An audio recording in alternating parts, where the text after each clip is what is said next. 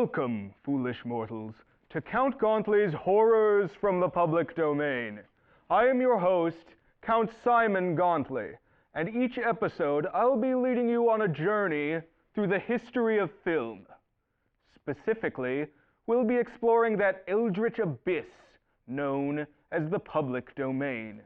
These are films forgotten by time or abandoned by their creators. The strange, the horrifying, the poorly and cheaply produced. All of these are the purviews of the public domain.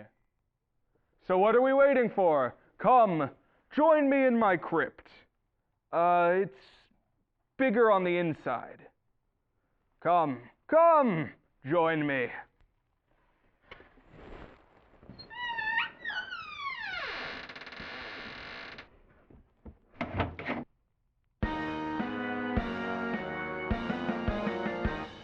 There lived a man so long ago, Count Gauntly was his name. His horror host abilities had brought him wide acclaim. The people flocked from miles around each Gauntly movie night, not knowing that the films he showed infringed on copyright. Upon discovering this fact and learning it was true, an angry mob of lawyers formed with pitchforks, torches too. They tracked the Count and sought to stop his movie hosting ways, and torches blazing put an end to Gauntly's earthly days. But our man was too resilient to let death be the last word. He stirred, sat up upon his slab, and vowed he must be heard. So he stocked his tomb with gadgets from the local studio, intent on showing movies on an awesome TV show. But he had to find a legal way, so Gauntly racked his brain. 'Twas then he learned of something called the public domain. Now here he is, the time has come, his dreams are coming true. Count Gauntly's here to share a film in hopes that you won't sue. Hello, and welcome once again to Count Gauntly's Horrors from the Public Domain. Believe it or not, this is the premiere of our 8th season. Yes, we've been down here for 7 complete years underneath Fairfax. And you might also notice that I'm alone at the moment. Yes, the usual retinue of crypt dwellers has dwindled, I have found. Usually I like to make a big to-do during season premieres, but you work with the tools that you have, you know? I am feeling a little lonely, I will admit it. I wish that I had some visitor or other, but perhaps it's just not to be. Interesting. There is a strange figure back there. Oh my gosh. Sir. Sir, hello. Hi. What's your story? I've never seen the like of you before.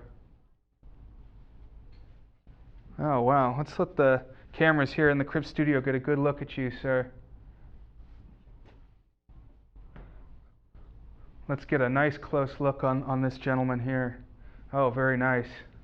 Wow, you got a space helmet there, jumpsuit.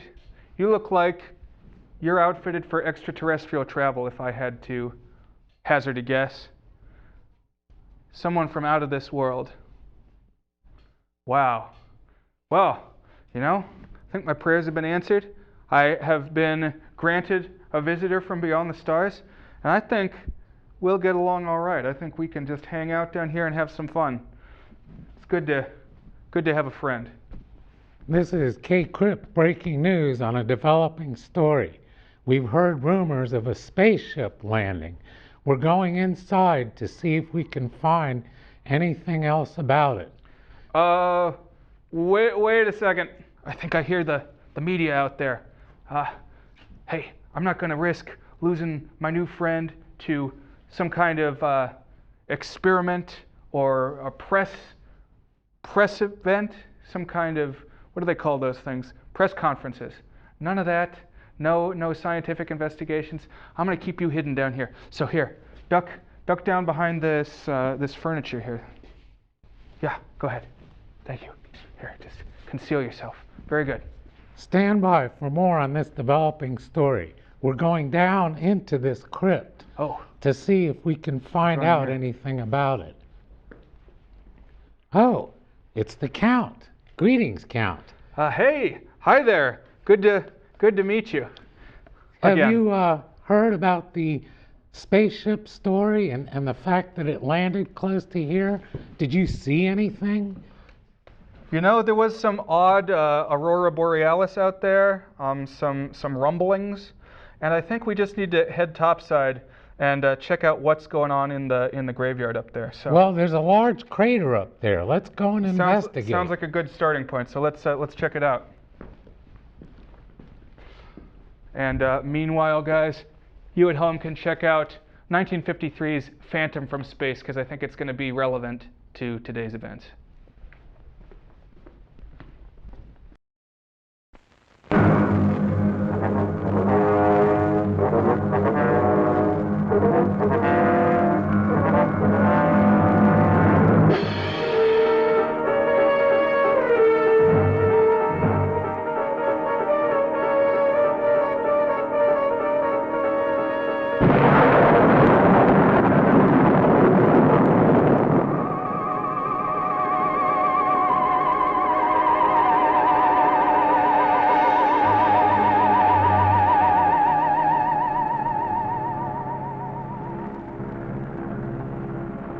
This is Washington, D.C., and in the files of the Central Bureau, there is a story so strange in its implications that it defies ordinary classification. It is the story of a handful of people who, in the course of one desperate night, held back a wave of panic and pandemonium. It began after sundown, time 7:15. As Flight A Coast Patrol from Travis Field was returning to base, when the nightly Air Force transport pointed north toward Japan via the Great Circle route.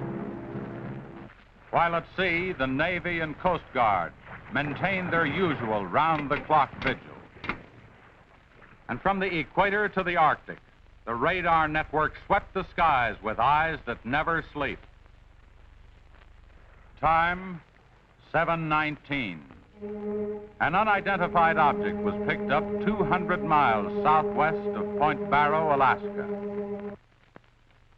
7:27. Unidentified object confirmed at Fairbanks, Alaska. Heading south-southeast, 170 degrees.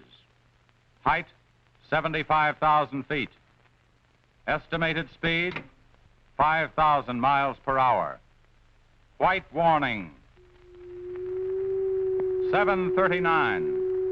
Unidentified object 200 miles due west of Vancouver, British Columbia. Course 170 degrees. Height 60,000 feet. Estimated speed down to 3,600 miles per hour. Yellow warning. 7:54. First interceptor flight airborne. Point of interception, 80 miles due west of San Francisco, California. 7:55. Unidentified object past point of interception. Red warning. 8:11. Morro Bay, California. Height 50,000 feet. Estimated speed 2,000 miles per hour. 8:15. Santa Monica, California. Height 10,000 feet. Speed 1,200 miles per hour. 8:18. All traces of unidentified object gone. Red warning lifted. By 8:25 at the Los Angeles branch of the Communications Commission, reports of strong interference with radio and television reception began to pour in from the beach area. The monitors went to work immediately. Mobile units were ordered to converge on the vicinity of the disturbance. Pinpoint direction finding devices began to trace the trouble to its source.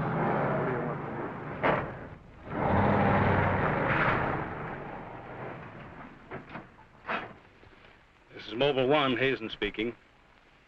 We're at Ocean and Beacon Way, interference strength 2, bearing 27 degrees. Over. Mobile 1 from center. Roger. Over. Mobile Center from Mobile 7, over. Go ahead, Mobile 7. This is Mobile 7. With Pacific Center and Beach 4. Interference strength 3, bearing 39 degrees, over. This is Mobile Center. Roger. Stand by. Mobile 1 and Mobile 7. From Mobile Center, point of interception estimated 3 miles north of surf. Repeat, 3 miles north of surf. Acknowledge. This is Mobile 7, roger. Mobile 1, roger. Mobile 7, roger, we're going out. Okay, Charlie, let's get moving.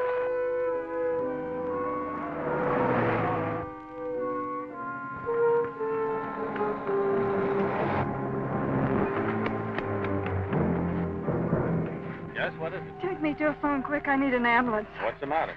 My husband and Pete out there in the picnic grounds just above the beach. They've been hurt. Well, this is the communications car. I'll phone it in from here. I'm Mobile 1 to Central, over.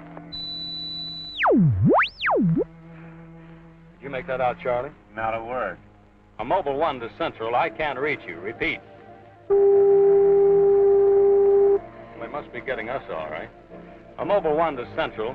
Have an ambulance sent to beach at surf. Emergency. 2 men hurt. Acknowledge. Roger and out. I'm sure they'll be here soon now. Tell us what happened. Oh, this man, he just kept coming at us. It was awful. Who? I don't know. He was wearing a suit like a diver. Hurry, please. They're hurt. Charlie, you better wait here. I'll go down and take a look.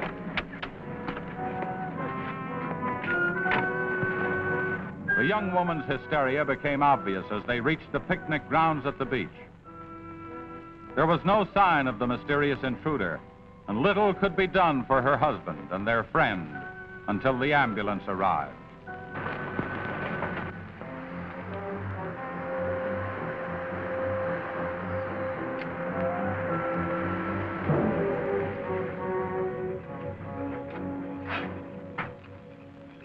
Hi, fellas. How are you doing? We're just taking another reading now. What happened down there? The police took the girl and one of the guys to the station. What about the other one? Well, he's on the way to the morgue. That was her husband. You're right on the button, Charlie, 44.7. Report back to Central if you find anything else. All right. Charlie, grab that portable and check the beach, will you? Got it right here. I'll pick you up right here in about an hour. Where are you going? Police asked me to drop by the station and sign a report. I'll see you later. If you don't, you know where to look for the body.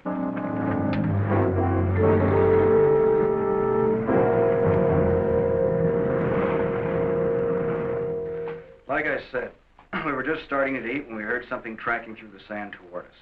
I looked up and couldn't see anything. Then Betty screamed. At what? I thought you couldn't see anything. At first we couldn't. Then this guy started toward us.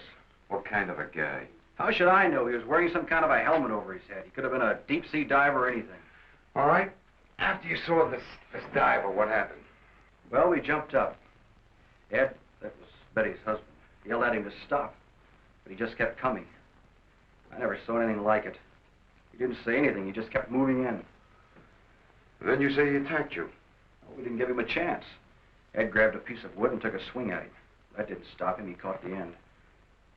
That's all I remember. Just because a man's taking a walk is no reason to slug him. Besides, you don't look like a guy who frightens so easy. How would you feel if somebody with a crazy helmet with pipes sticking out of it came at you in the dark? And look, I know this sounds crazy, but there wasn't any head in that helmet. No head. No head at all. It's the truth. I think you need some coffee. I don't want anything. It's all the same to you, Lieutenant. I've got to pick up one of my men at the beach. Okay, thanks for coming down, Hazen. Hope I didn't put you out. No trouble. So long. You too. All right, let's start at the beginning. How well did you know the dead man? And his wife? Betty and I went to school together. I knew Ed a year. How long were they married? About a year. Wasn't her husband a little older than she? I don't know. But you said you and Mrs. Evans went to school together. And you never discussed anything personal with her? She did mention he was older, yes. How much? 15, 20 years. What difference does that make? That wasn't too hard now, was it? Where do you live? 629 and a half East Palm Court. Why? That's where the Evans live, isn't it? Yeah, I board with them. You do, huh? Now, Mrs. Evans is a good-looking woman. What are you trying to say?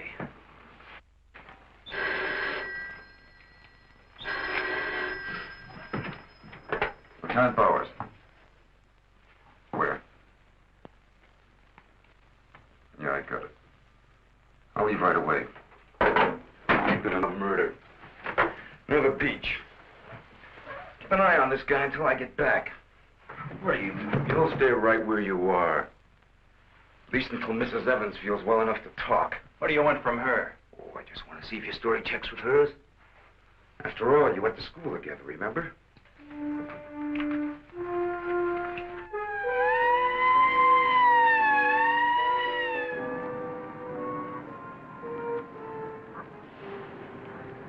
You say there were no witnesses, huh? None yet. Anything missing? I don't think so. The cash register wasn't touched. Get a breakdown of the inventory as soon as you can. What about fingerprints? The boys are working on them now.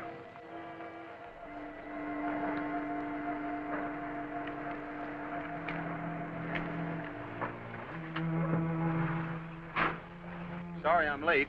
What kept you so long? The lieutenant asked me to hang around a while. Well, what's the score? And looks like one of those things. Pretty girl, older husband, young boarder. Kid claims some guy without a head knocked the old man off. You don't say. Anything else? Yeah, he had a diver's outfit with horns. No. He's going to have to do better than that. How are we doing?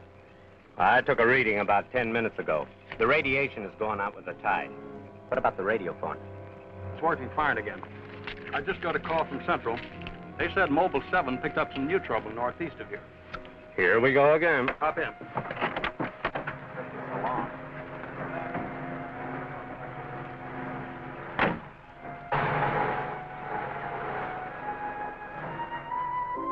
Who reported this murder?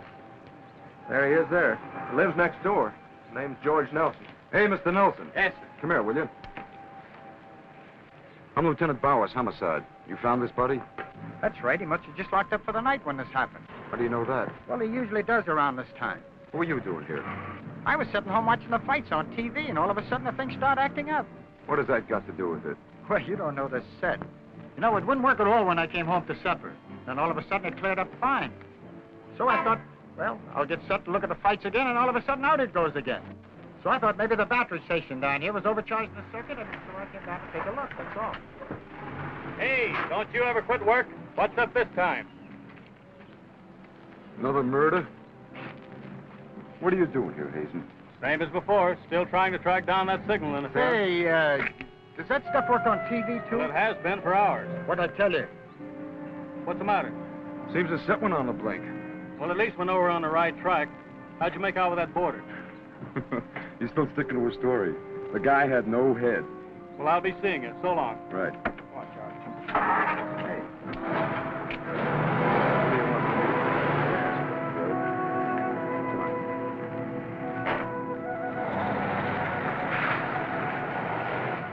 And so the communications team resumed its mission to track the mysterious interference to its source.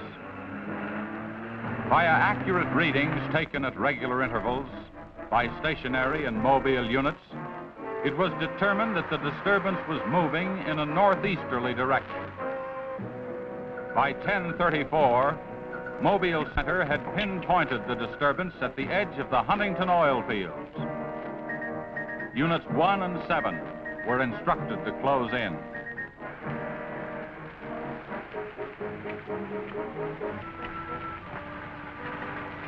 Hey, Charlie, do you see what I see? Yeah, the oil field. Let's hope our trouble's burning up. Well, there's only one way to find out.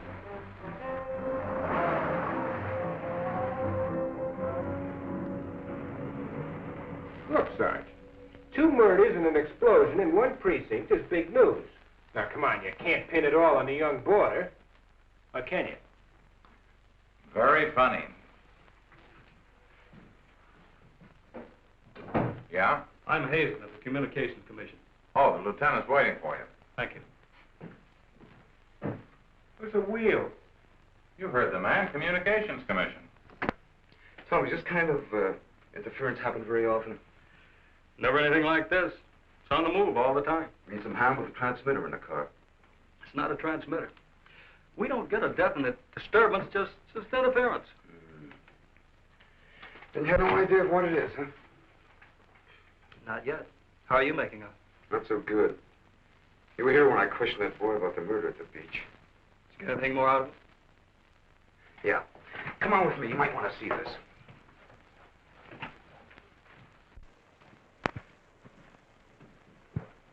Ah, I see you're just about done. Thanks, you can go now.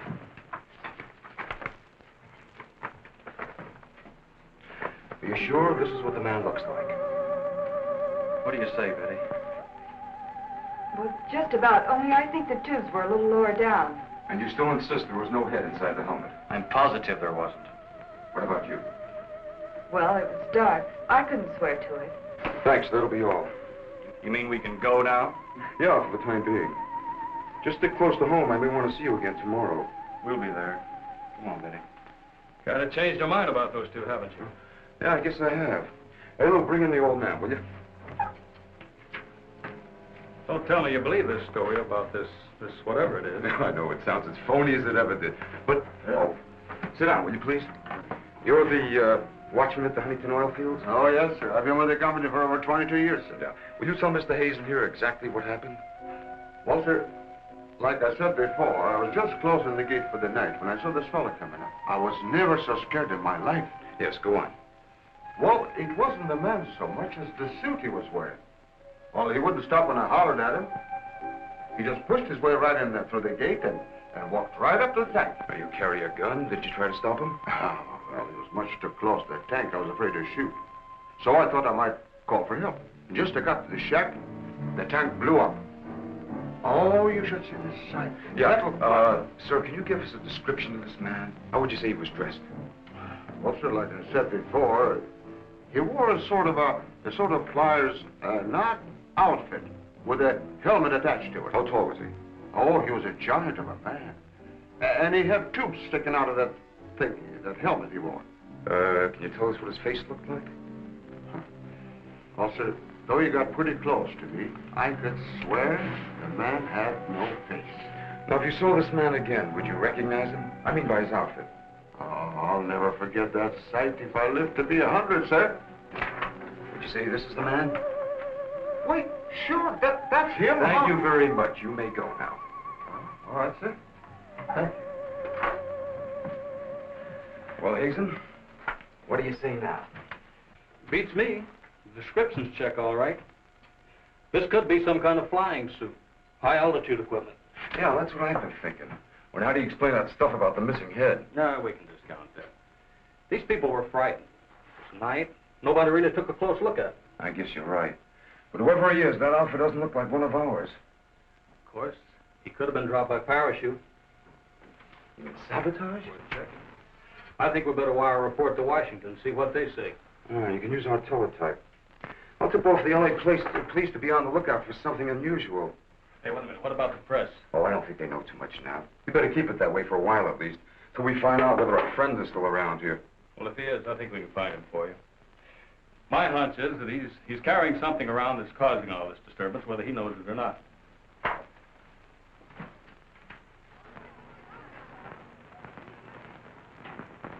Yeah. Kill that page 1 lead. They let the boarder and the girl go. Hmm? How do I know? Maybe the lieutenant thinks that the guy in a flying suit knocked off the husband. Mm-hmm. Nah. No, not a chance. Not a chance of an exclusive on that picture. They're making a blanket release in the morning. Hmm? Oh, there's a guy from the Communications Commission in there now. Yeah, I'll call you back later if there's anything new. Okay.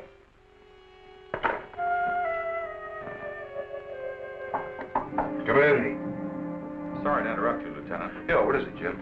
There's a teletype cam for you. Oh, thanks, Jim. We're waiting for it. That was fast. Well, here's our answer. Looks like they never sleep in Washington.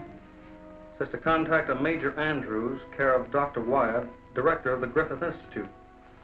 It's kind of late. Maybe I'll give him a call. While you're at it, I'll go out the car and check in with Central. Okay.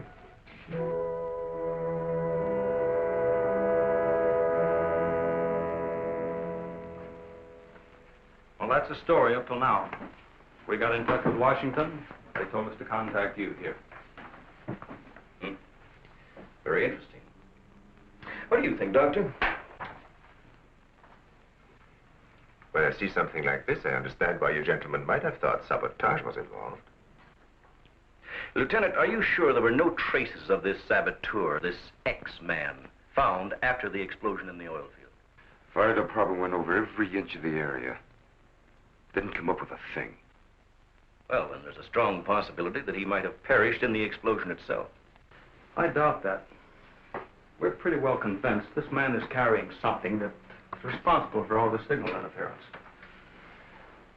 According to the last report I got, there was a definite disturbance about 3 miles east of the oil fields, sometime after the explosion. Well, then if he's alive, you should be able to keep an accurate check of his whereabouts.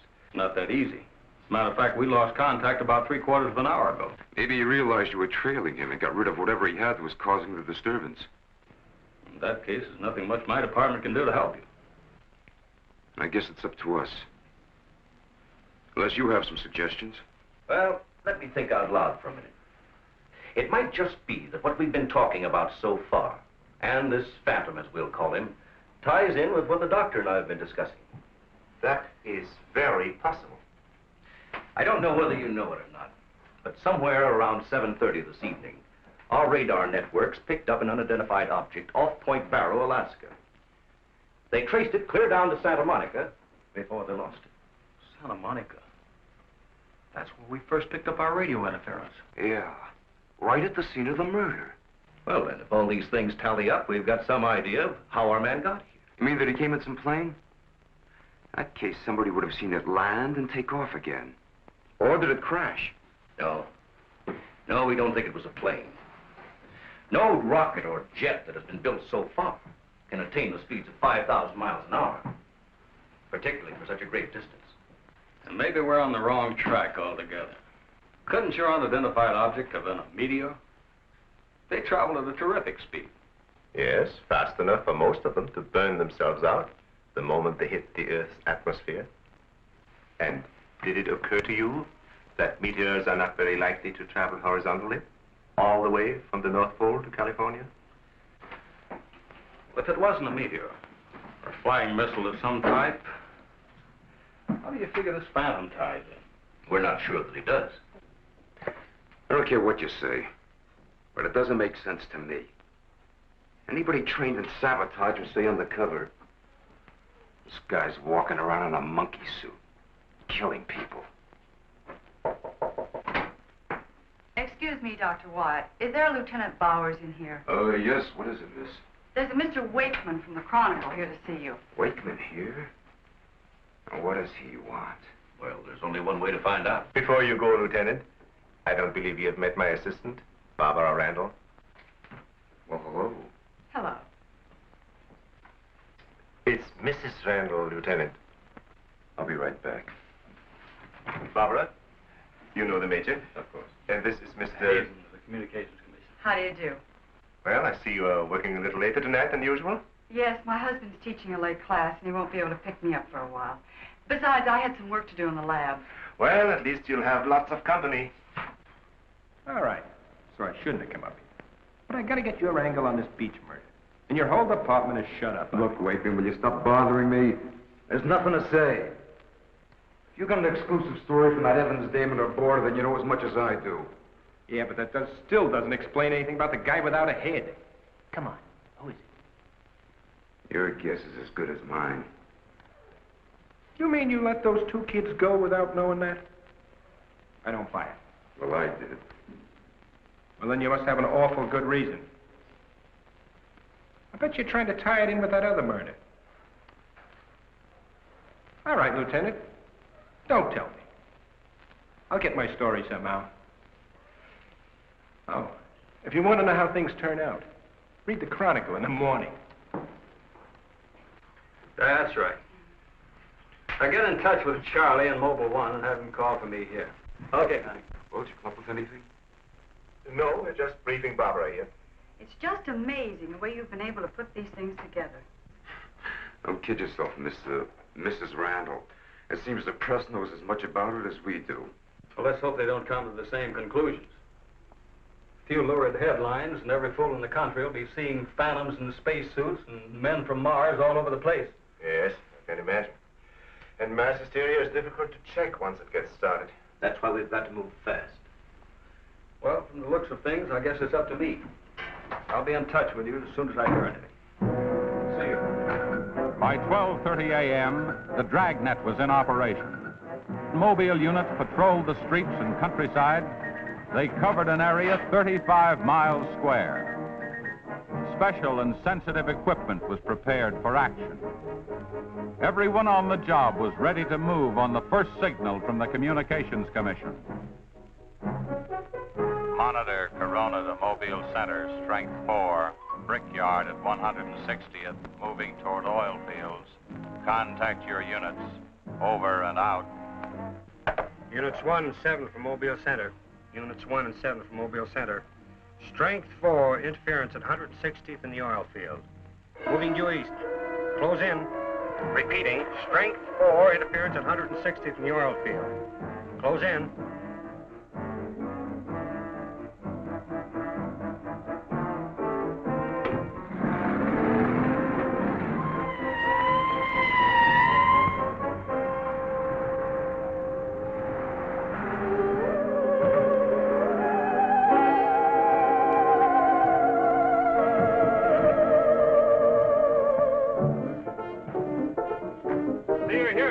Just got here, trying to set this up. What gives, Hazen? It's in this area, all right. I brought the Geiger counter. Thank you, Doctor. Quite a walk over those oil fields. Well, it doesn't register as far as the oil field. I think we'll do better if we split up. Right, Lieutenant.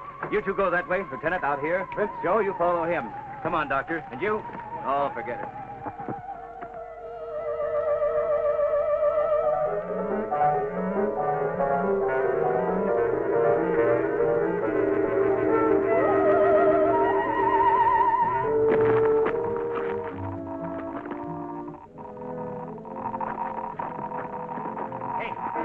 Look at this. Yeah, points this way. Hey, Joe! Joe!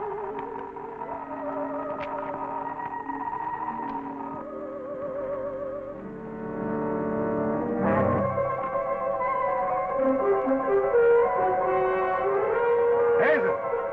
Hey, Hazen! 603! Going strong. That's it, Doctor.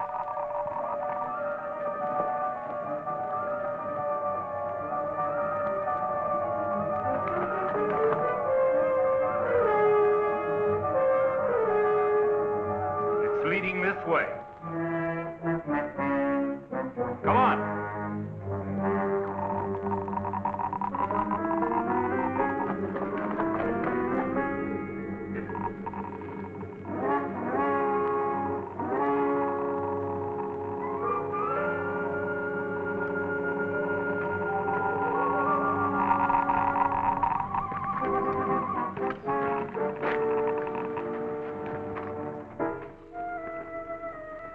It's this way. Come on.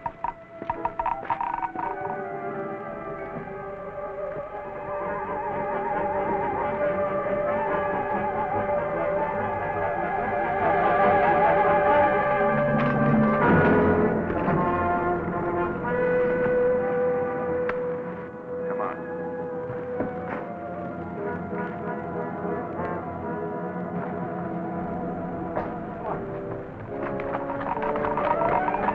Going strong. Good. That's right. Checks with me. Sure does. He's here. We saw him. There he goes. Come on. Vince. Gotta be around here somewhere. Yeah, we gotta get on the roof. Vince, go get a ladder. Look out! Let's cut him off! Come on. Around here.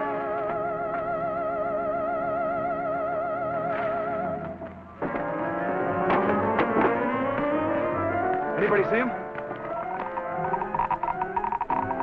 There he is.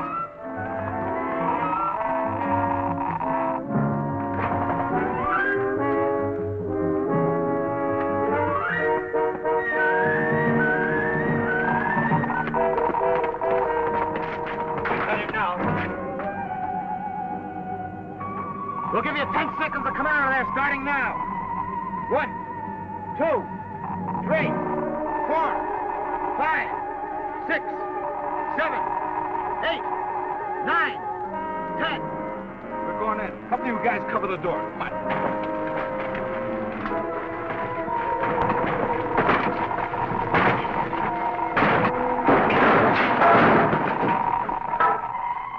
Why, there's nobody in here. Possible. We saw him come in. Maybe he went out of the window. We won't get very far. Don't touch anything till we check for fingerprints. Oh, Doctor, over here. He left his suit and his helmet. Hey, let's spread that thing out so I can get a good shot of it. Keep away, you fool. What's the matter? For your information, that's a Geiger counter, and it says hands off. I think you'd better wait outside. I just have a job to do. So do we. And I'm afraid ours will have to come first. Well, there's no radiation from the helmet. But look at this. So that's what's been causing all the trouble. Charlie, you know where we can pick up a lead-lined box in a hurry? Well, Mobile 7 should have one. They're right outside. I'll take a look. Hurry it up, will you? Unbelievable. Now, we all thought that this phantom might be carrying some device which was causing all the signal interference. But to learn that it's due to the very clothes on his body. That's not the only thing that bothers me. Did any of you get a good look at his face? Not me. He's too far away. Well, I did. Unless I'm mistaken, that helmet was empty. Say, where am I going to put this stuff? Oh, put it in Dr. Wyatt's station. Yeah, we take it back to the Institute. Right. Find out anything? No, that's all right. You can handle that.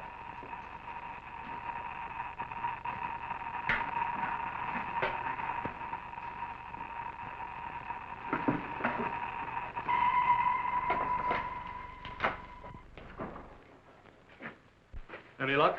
Not a sign of him. Boys are still searching the grounds. For what? Nobody knows what he looks like without that outfit. I'll bet on that, Major. Reporter got a flash picture of him, and I just happened to borrow that film. It's on its way to headquarters right now to be developed. Good. Send us a print as soon as you can. Sure. Lieutenant, are you sure you don't want to come with us? We want to make a few tests at the lab. I'd like to, Doctor. But you know the situation. I gotta get that guy. Let me know how you make out, will you? Yeah, we'll do that, sure.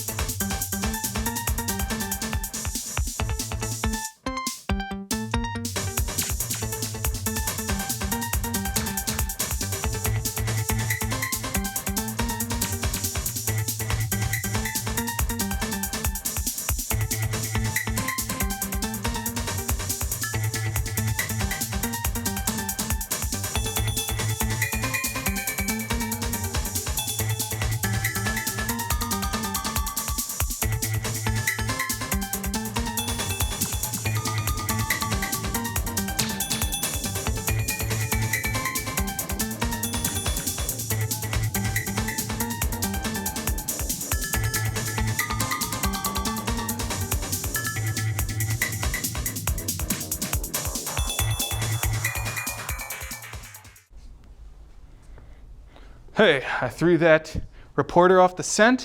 Think we're good down here? Wait a minute. Where'd my new buddy go? My alien life form friend. Oh man, he left his clothes behind. That's an Earth custom he needs to be made aware of, is that public nudity is not acceptable. Not on public access, at least. Not like the good old days. Well, I will look around to see where he's gotten off to. Hopefully reunite him with his wardrobe as I return you to the Phantom from space.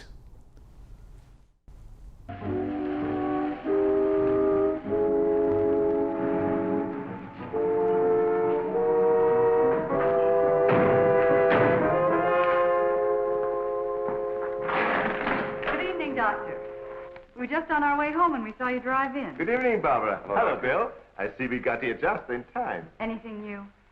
Lots of excitement, but that's all. Major, you know Barbara's husband? Oh, of course. How are you? How are you? Yeah, it's a nice-looking dog you've got there. What's his name? His name? Venus. Say, Bill, I hate to ask this, but something important has come up, and I wonder, can we borrow Barbara for about an hour or so? I suppose so. Of course. Darling, why don't you go and do the shopping? Here's the list. The market's open all evening.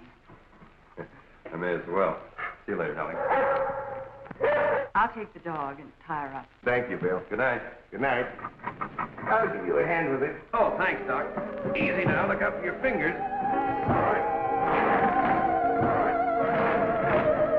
Look out now. Don't drop it. Venus, come back here! Venus, come back here!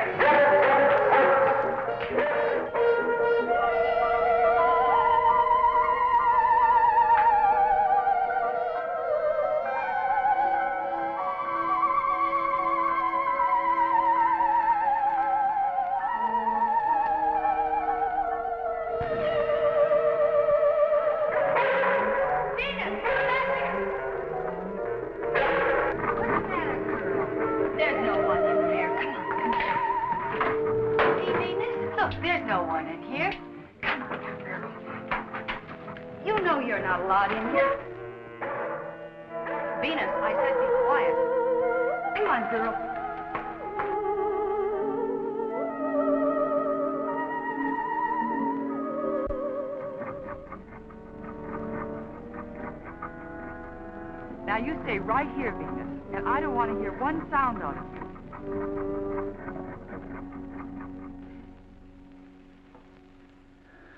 You were right, Doctor. There are no fingerprints anywhere. What's all this? Hey, don't touch anything. You better put some gloves on. Our friend, Mr. X, left this suit at the oil refinery. You mean you were that close to him and you didn't catch him? I'm afraid so. That's up to the police now. Hand me those shears. I want to cut up this material to work with it.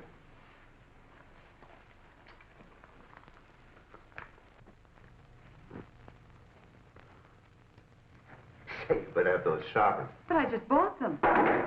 Well, Here, try this knife.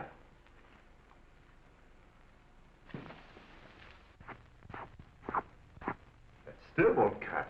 Let me try.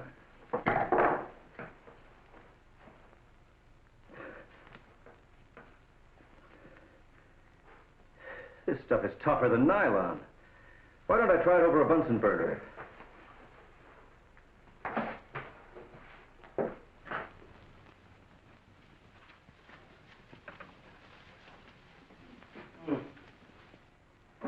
It doesn't burn either.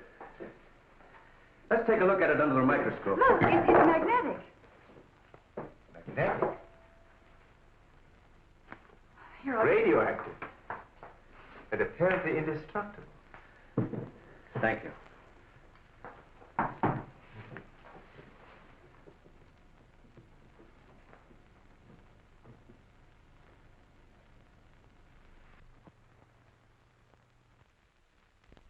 What's the matter?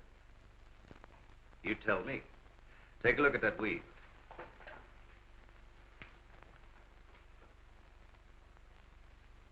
What weed? There is none. This material is one solid mass. Massive.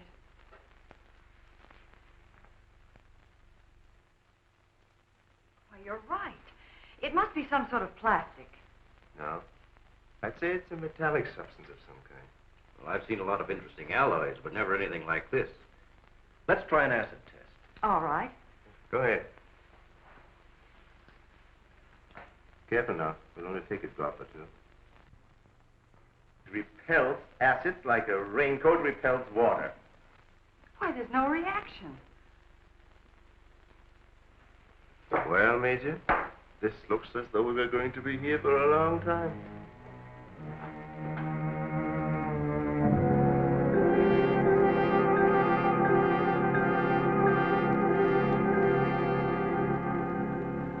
Now we have it. The helmet is not radioactive. The suit is. There is no doubt. This spacesuit is conditioned to function above 63,000 feet. The human blood would boil, resulting in the body expanding to twice its size. And death, of course. I know. And it must withstand pressure and counterpressure.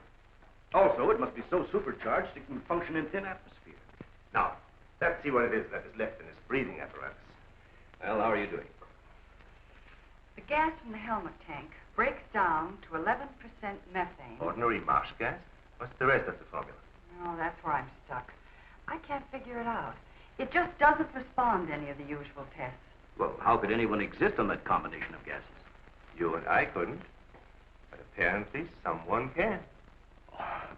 Doctor, are you trying to say that our X-Man doesn't breathe oxygen and hasn't the metabolism of a normal human? I really don't know. From what we've seen, he has some physical characteristics which make him appear human. But added to them is this fabulous radioactivity that none of us could stand.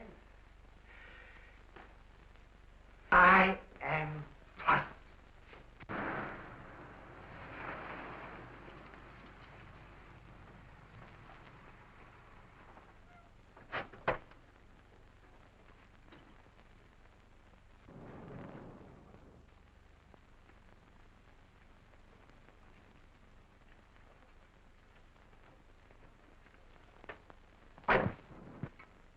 I think the answer lies right here in this helmet. Obviously, he needs it to survive. Otherwise, he wouldn't have risked wearing it where he was sure to be recognized. As it is, he only took it off when he was cornered. Well, if what you say is true, how can he exist without it now? Let me put it this way. It's like a patient in an iron lung. Sometimes one can be removed for hours at a time without any ill effects. Exactly. And I think the same principle applies here. And that means sooner or later, he has to get his breathing apparatus back or die. I don't understand. Well, I've got an idea. If we were to return this whole outfit to where he left it, he might be tempted to come back. Dr. Wyatt speaking? Yes, he's here. No, thank you. Hello, Major. Still at it, huh? Mm-hmm. No, we haven't got a thing, no. The picture? Yeah, hold on. He says the picture the reporter took of our man didn't come out. I was afraid of something like that. The radioactivity must have burned the emulsion. Hello. No. No, we didn't find any fingerprints at all in his clothes. Did you find any? Oh, too bad. Hello? Will you wait there, please? We don't know what to make of this either. Have you heard from the communication boys yet? Well, let's hope they turn up with something. Major, excuse me. Hold on a second. Yes? It's Mr. Wakeman of the Chronicle. He insists upon seeing you. He does? Where is he? I told him to wait in the lobby. Good. Hello? And it's our friend from the press is here.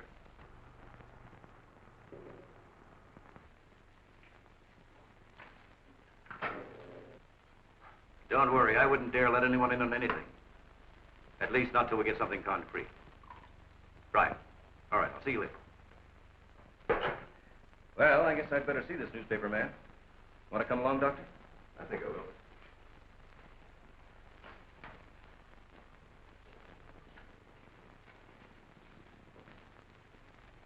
Oh, hello. Remember me? Certainly, yes. Nice lot of gadgets you got here. We think so. What's on your mind? Well, I was wondering if you might let me take a couple of pictures of that suit you brought up here. I'm sorry, we can't do that. Oh. Well, now, look, I got a wonderful picture of the guy running in the shack, and the lieutenant stuck his nose in my business, and what do I get? A blank.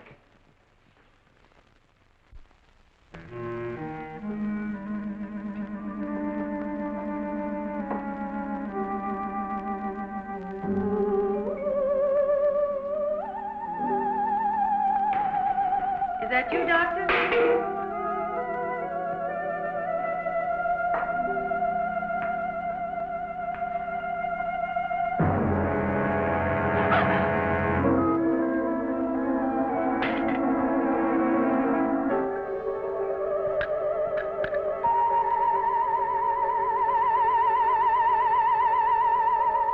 Well, you must have some lead on this guy, otherwise you wouldn't have brought that suit up here.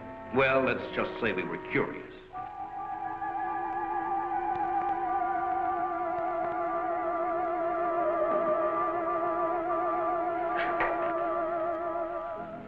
Hello, Bill. Are you back so soon? Isn't Barbara through? I don't know. She's still in the lab. Why don't you go up and see? Thanks, I will.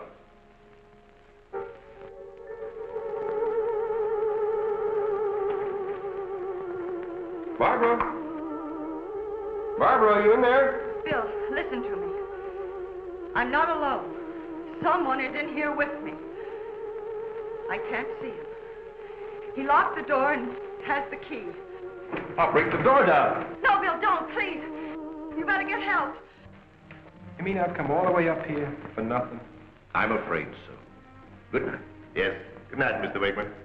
Good night.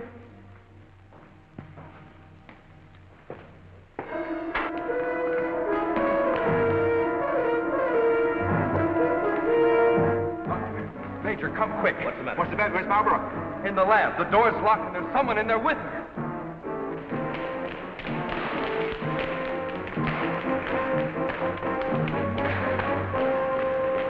I thought you said the door was locked. It was. She's gone. Oh, cover the main entrance. That's the only way anybody could leave. I will. Well, in that case, we would have seen her on our way up. Well, then she must still be in the building. We'd better split up. I'll take the roof. Barbara! Barbara! Barbara! Barbara!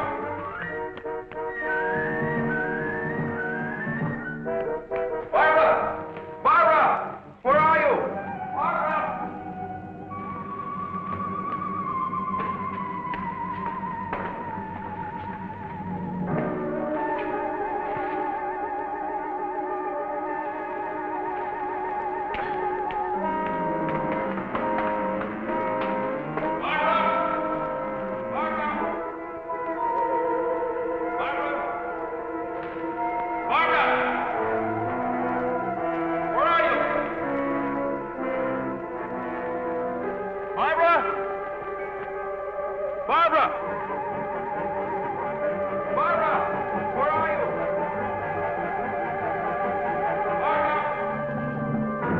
Well, I found my alien friend. Oh, oh my goodness. Crypt, breaking news. We're trying to find out about the spaceship that landed outside. Count Gauntly, what do you know about this? I haven't noticed anything strange. Everything is normal. This is normal. There's nothing down here, you say? There's nothing to see here. Viewers, you heard it first on Crypt, breaking news. Go about your business. I think there's probably something to see outside again. I'll go. Any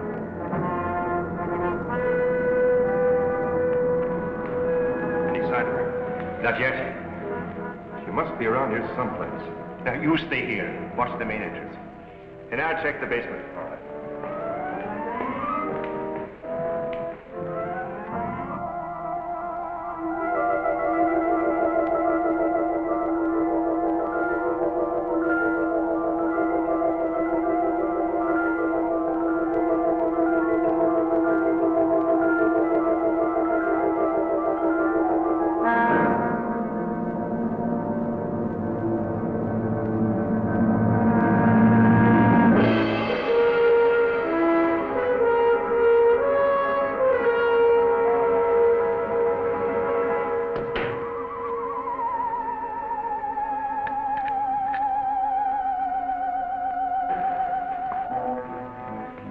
She's not up there. Where's the doctor? He went down to the basement. Here he comes. You didn't find her? No. I'd better call the police. But there's no telling what could happen to her in the meantime. Now, take it easy. We're doing the best we can. But she said she was locked in, and she couldn't see who did it. Can you explain that? No, not yet.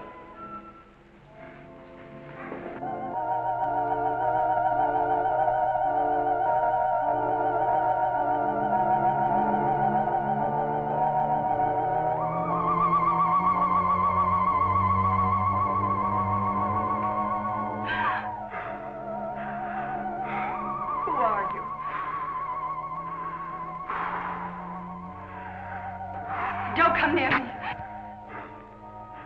I'm warning you, don't come near me.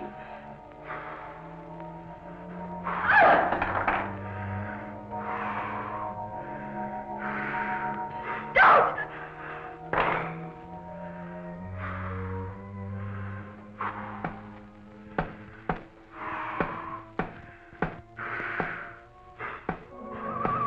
The code.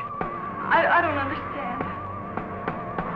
You're trying to tell me you need it to breathe, and there isn't much left in the tank. 1, 1, 2, 1, 1, 2, 3.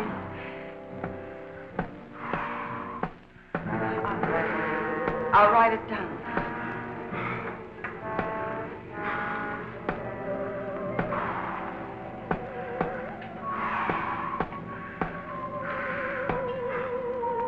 One, 1, 2, 1, 1, 2, 3.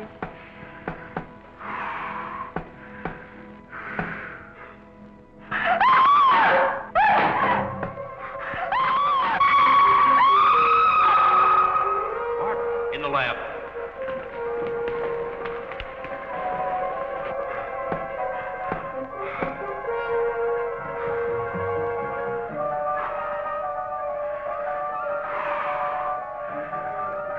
No, please, don't. She's in there. Barbara! I can see his hand from the ultraviolet lens. I'm sure it's Darling, are you all right? I think so. I'm looking for him. I just saw him, so he must be in here.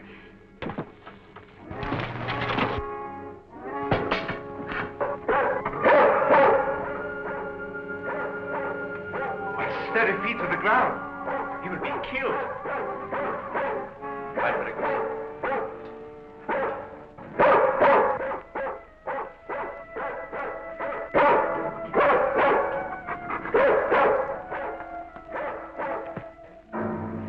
He was right there. I couldn't see him. I didn't know what to do. Come here. Quick. Disintegrated. This is amazing.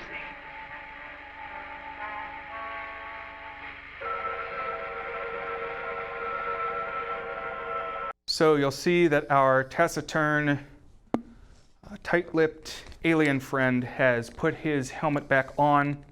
Just as depicted in the film, we have come to realize that he has only a small supply left of his native atmosphere within his built-in respiration system inside the helmet. And so we are going to need to find some way to get him some more of the gases that he needs, which in this case is methane, I think you said, right? Yeah. All right, well, I know one natural source of methane, but it's a little gross. I don't really go in for fart humor on this program. That's really more a Monster Madhouse thing. So I'm going to go harvest some of that methane that you need from undisclosed sources off camera. As I return you once more to the film, hopefully it works out here in the studio. Hopefully it works out for the misguided alien wanderer in the film, but let's see. See you soon.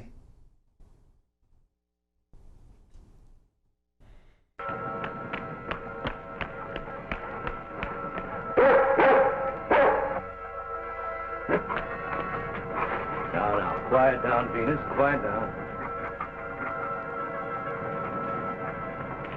Down.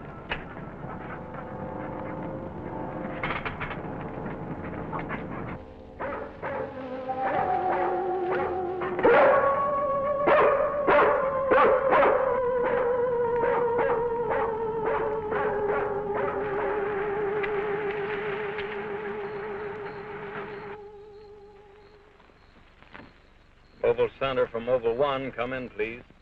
This is Mobile Center. Go ahead. Get hold of Major Andrews or Dr. Wyatt at the Institute. I want to talk to either one of them. I will do. Stand by, Mobile 1. Dr. Wyatt speaking. Oh, yes, Mr. Hazen. Yes, we're still at it. Lots and lots of excitement, but nothing definite yet. Have you anything to say? The trouble seems to be just about gone. We get a flash in the direction of the observatory once in a while, but I figure that's because of the outfit you're testing. Yes. Lieutenant Bowers ought to be here any minute. Of course. How long will it take you to get up here? Good. See you then.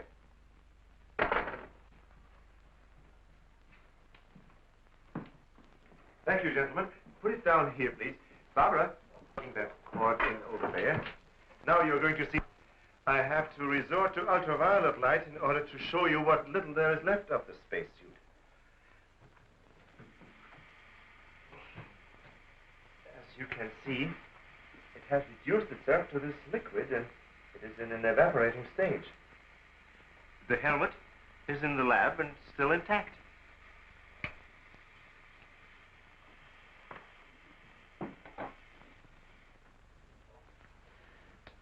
This is amazing. All the radiation in this suit would, well, it'd be fatal to a normal human being wearing it. Of course. And furthermore, our respiratory system could never simulate gases such as we have found in that breathing device. Well, then we have to assume our so-called X-Man carried his own atmosphere with him. Excuse me, but as a matter of curiosity, why do we refer to this thing as a him? I thought it was invisible. Under normal conditions, yes. Yet, Mrs. Randall did see the imprint of a large foot and a masculine hand under ultraviolet light. How do you explain that? I don't know, but the human body is composed of various elements with a carbon base. Like coal? Yes. Now, suppose we maintain the same chemical composition in the body of the X-Man, but substitute silica for carbon. Silica, that's glass. Exactly. Now, it is possible that the body with such a base, if it were subjected to an atmosphere foreign to its origin, might appear invisible to our eyes. Are you trying to say, Doctor, that we're not dealing with a human being? I didn't say that. On the contrary, all the evidence points in the opposite direction. Toward a superhuman with an intelligence far superior to our own. How can you tell? First of all, Mrs. Randall saw that he has a hand with digits like our own fingers and a thumb opposing. That alone is a sign of intelligence. And he comes from a civilization that has developed adequate space transportation to enable him to travel to Earth. We have nothing yet that can reach even another planet in our own solar system. That could account for the unidentified objects picked up by radar a few hours ago. My theory is that the spaceship, or whatever it was that he came in, operated on the principle of magnetic rather than atomic propulsion, and that somewhere in the outer limits met with a condition where the Earth's gravity pulled it down and it fell into the ocean, and that he managed to save his life and reach shore. You really can pick up any type of communications interference, no matter how weak the signal may be. Sure thing. We were on his trail from the minute he left the beach. I never knew you carried such sensitive instruments in your car.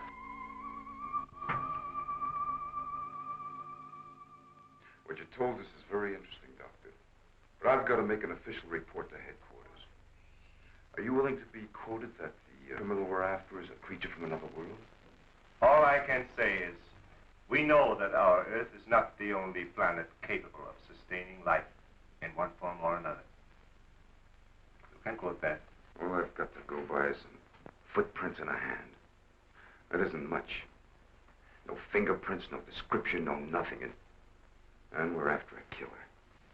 Has it occurred to you that our X-Man has no apparent motivation for his acts, and might therefore not be an intentional criminal at all? You have a point there. Hey, wait a minute. Come to think of it, the young boarder we suspected, he did say that the girl's husband threw the first punch. So? So that could have been enough to provoke the strange creature. And the same could have happened at the second murder. Sure. What about the fire in the oil fields? Evidently, our man sensed the presence of some gases, which he thought might be utilized in his breathing apparatus. Yeah, that could account for his presence at the oil refineries, where something went wrong, causing the explosion. Too bad he got wise to us and took off his uniform, or we'd have been able to catch up with him by now.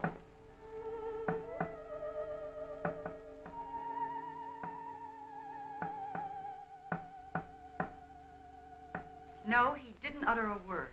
But I'm convinced he was trying to convey a message to me. He kept tapping out a code. I wrote it down. Let me see that, please. Doesn't make sense. Well, it may be based on some mathematical system we know nothing about. But he was trying to tell us something. Why did he run away?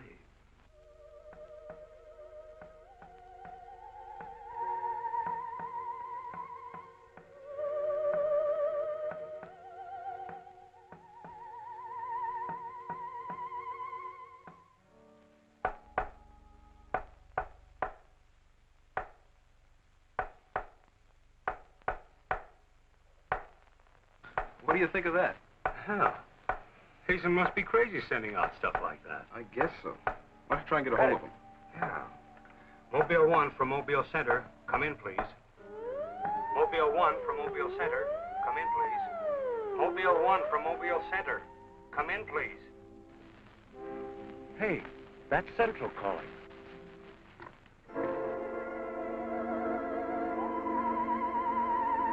You better stay here by the car. I'll go tell Hazen. Yes, Colonel Powell. Of course, I'll mail you a complete report first thing in the morning. Yes, sir, thank you. Oh, and I'm awfully sorry to disturb you so late at night. Right, good night, sir. He's around here, this invisible guy. He was in the car. How do you know? I was talking to Randall outside when I heard Central calling. Before I could get over to answer, I saw the door open and shut by itself. He's desperate. For all we know, he could be trying to send a distress signal to his home base, wherever that is. Well, let's hope he doesn't get through. We've got enough problems with just one of those guys. Well, at least we know he's surrounded the vicinity, and it's obvious what keeps him around. Of course. He's got to come back for what little gas there is left in his helmet. And when he does... Oh, please, the most important thing is to take him alive.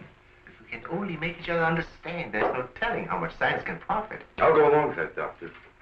But I've got to make sure that once he's cornered, I'll be able to hang on to him. I think we're all agreed on that. All right, good. Then we must see it from his angle. He's in an alien world. No doubt we are as frightening to him as he is to us. Now, the most important thing, then, is to keep calm at all costs and do nothing to provoke him. Immediately, a simple plan to trap the Phantom went into operation. All obstacles to his entry were removed. To erase any possible suspicion, the doors were left unguarded, and inconspicuous electric eye equipment was set up. All this was connected to a makeshift control board, which would immediately signal the exact location of the trespasser. Now, there was nothing to do but wait. The one road leading to the Institute was blocked off to make certain no outsider would upset the plans or interfere in any way. What's the big idea? Sorry, nobody's allowed through here. Who said so? Lieutenant Bauer's orders. Oh, is he up there? He might be. Well, you get word to him that Joe Wakeman of the Chronicle is here. Sorry, Bud, I can't leave. Oh, what about them over there? Hey, you over there. Me? Yeah. Aren't you the guy from the communications outfit? Didn't I see you down at the oil fields a couple hours ago? What of it? You got anything to do with this? Well, you'll have to ask Lieutenant Bowers about that. How can I if he won't see me? That's a good question.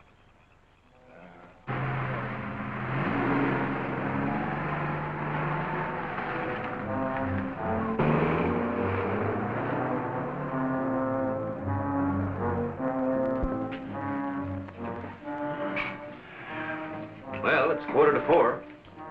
Sure taking his time. Time is cheap. Yeah, but how long can you sit on the edge of your chair like this? Oh, dear, if we have to. Well, we hope this mechanism works. It will, unless he flies in between the wires. I wouldn't take any bets that he can't.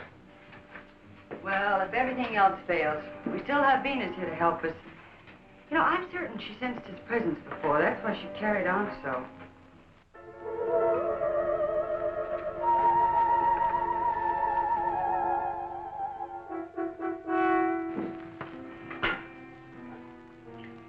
matter, Lieutenant? Is this thing getting you? Oh, no. I'm just thinking about public reaction to all this. I'll give something to the press by morning.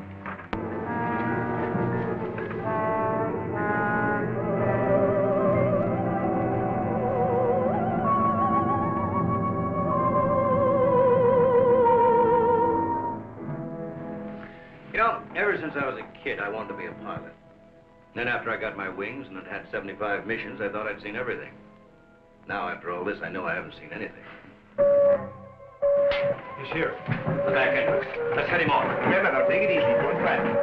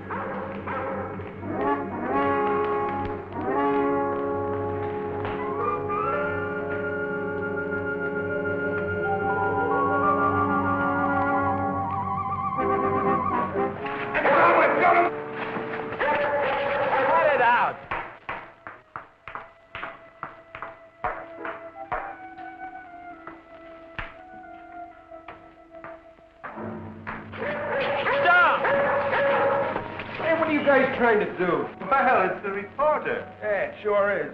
What's going on around here? You guys crazy?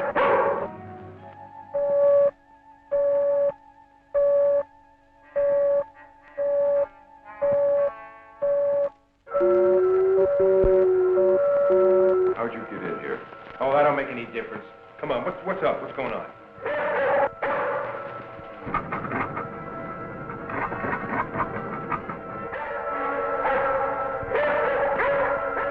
All right, Lieutenant, you better tell him.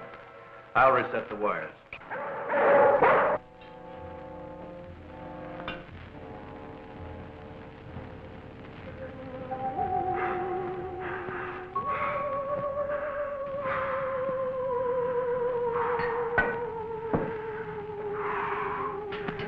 Don't be afraid. We want you to live. Don't you understand? Can't you speak? Can't you say something, anything, in any language?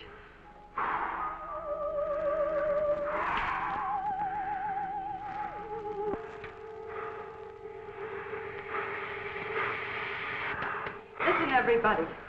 He's in the lab with me now. He's in the lab with me now. Venus, be quiet. The door is unlocked. Hurry, he's having trouble breathing. I don't think he can last much longer. And please, don't let Venus get at him. And walk in quietly. Quiet, Venus.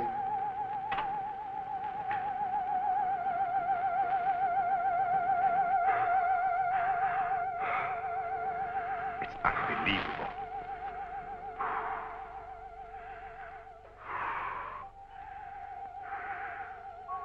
You see, there's nothing to be afraid of.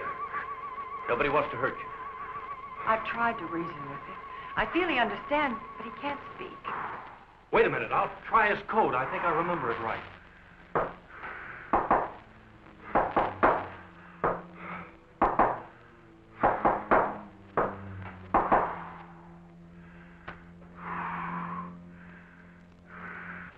Better plug in the ultraviolet light.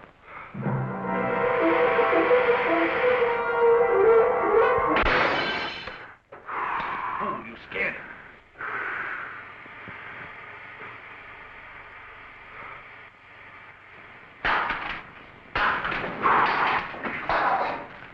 Look, there goes Venus.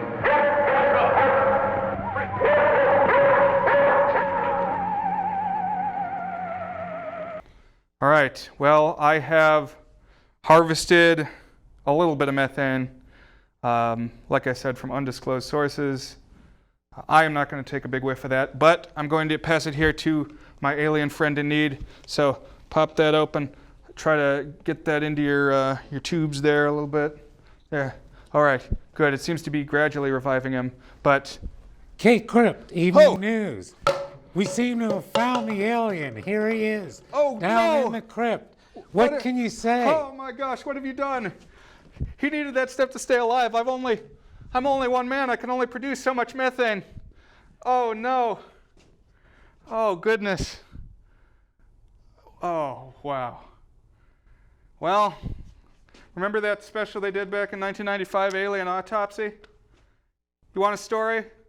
Let's dig in back here. Call the morgue. Oh no, we do this in-house. In the crypt? That's right. So yeah, join us now for in-depth exclusive as we get the inside story on our alien friend here.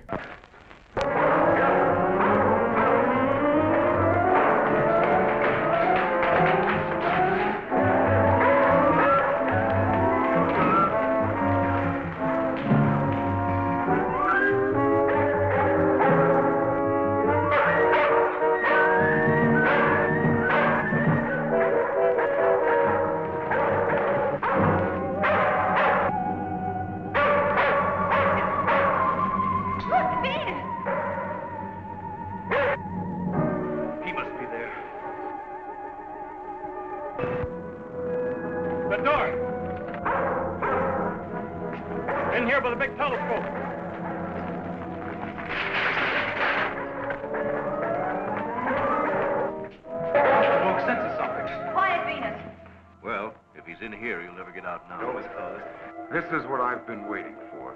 Please, Lieutenant. This is our last chance. We have to take him alive. Plug in the lamps. There's an outlet here.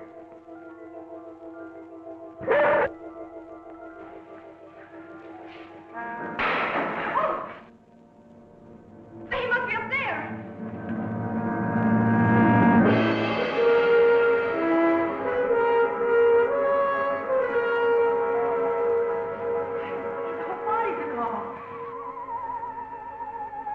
If I hadn't seen this with my own eyes. What do we do now? Stand back.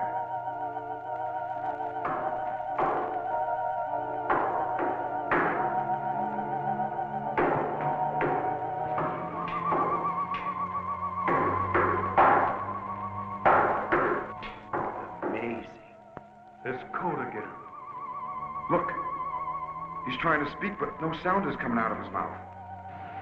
Look at Venus. She acts as though she hears him. Yes.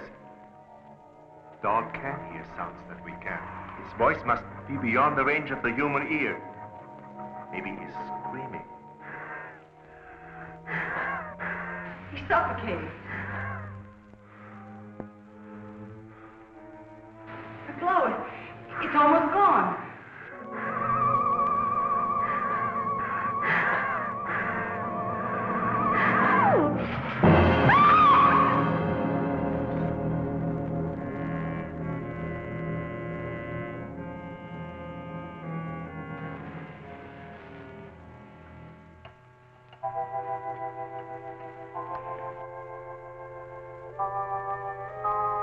We won't need these lights anymore. In death, he has become visible as a normal body.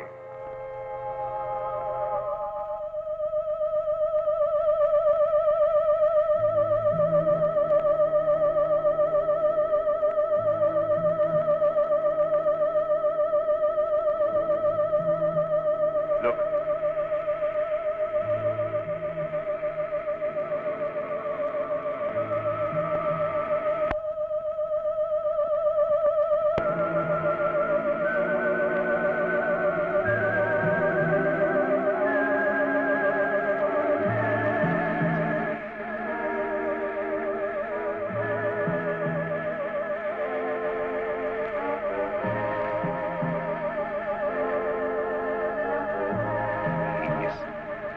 Evaporating.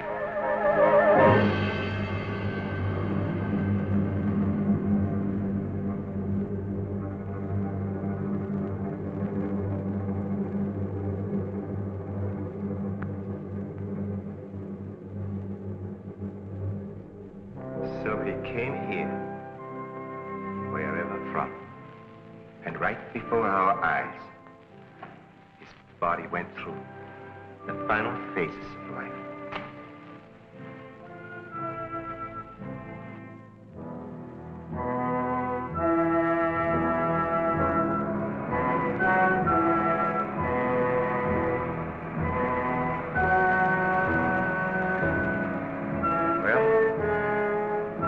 It's morning.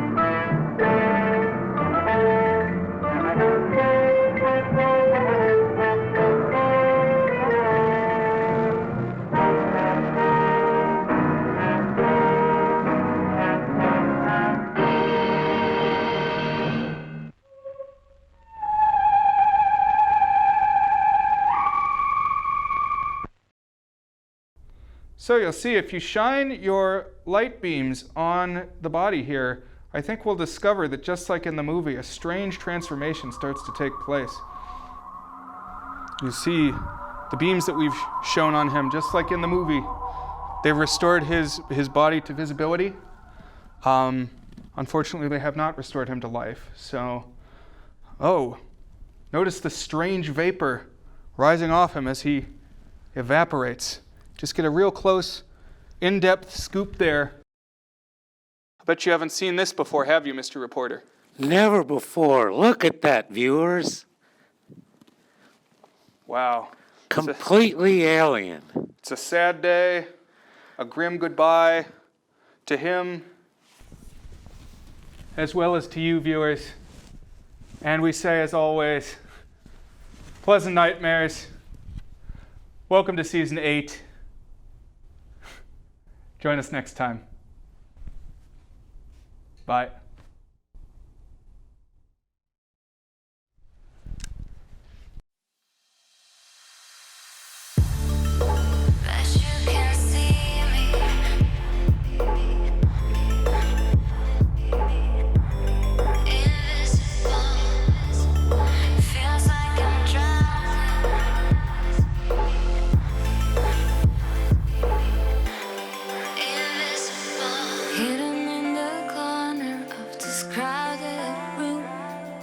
Visible from your love, will you find me soon?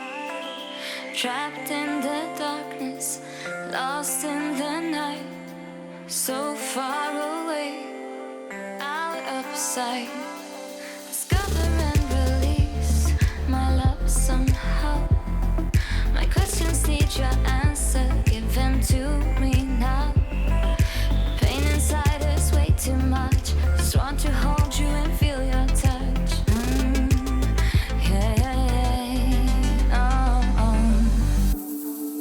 Bet you can see me, pull me out of here. Feels like I'm drowning, invisible.